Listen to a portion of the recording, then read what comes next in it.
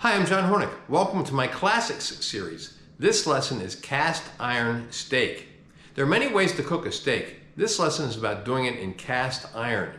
Many people swear by cast iron for its high, even heat.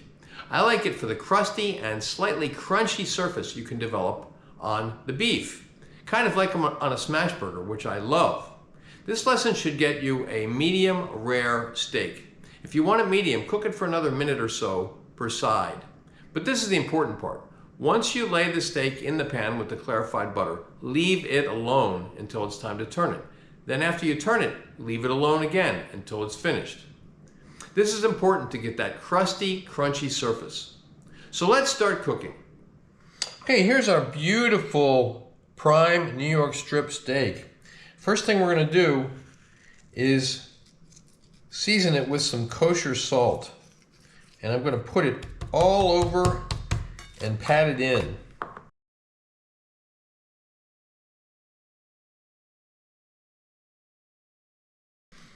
Okay, now we're going to put this into the fridge for at least 3 hours, or ideally overnight, uncovered, just like this, into the fridge. Okay, here's our steak. It has been in the fridge for about 4 hours.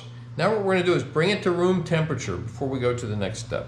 Okay, now we've added a couple of tablespoons of clarified butter to the cast iron pan. I'm going to put it on to medium heat, let that butter melt, let the pan get hot, and we're going to cook once we start to see tiny, tiny whiffs of smoke coming from the pan.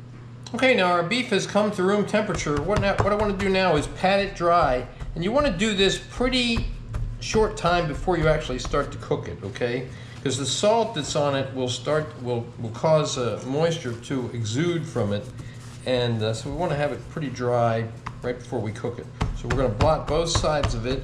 And you might have noticed that I blotted the sizzle plate under it because the sizzle plate under it was a little damp, right, from moisture that had exuded from it, okay?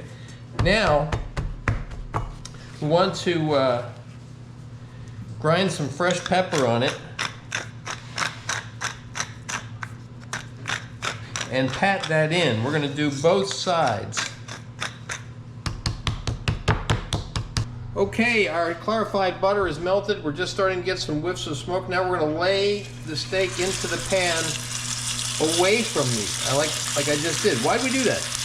So that the butter doesn't sputter onto you to cook. All right, now we're going to let that sear for 2 to 3 minutes. Okay, it's been 3 minutes. We are now going to turn it over and lay it down the same way and let it go another 2 to 3 minutes. All right, it has been 3 minutes, and we're going to baste it with some of this butter and pan juices for about a minute.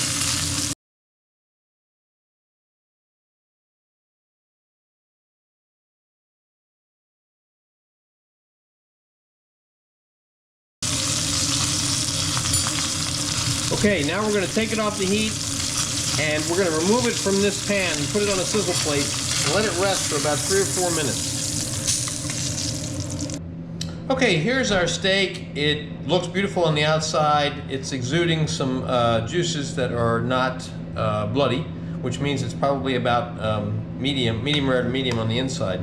Now what we're going to do is we're going to slice it to serve. Now, not everybody's going to do this. Some people just want a big hunk of steak, right? But we're going to slice it to serve it. And how do we look in there? Oh, beautiful. Medium rare. Slice it about 3/8 of an inch thick.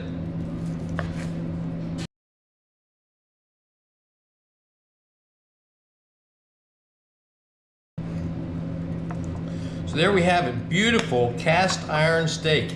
You can see photos of the final dish at my Instagram, which is @ChefsApprentice, Cook Like a Pro. Please remember to subscribe to my channel, and thanks for watching.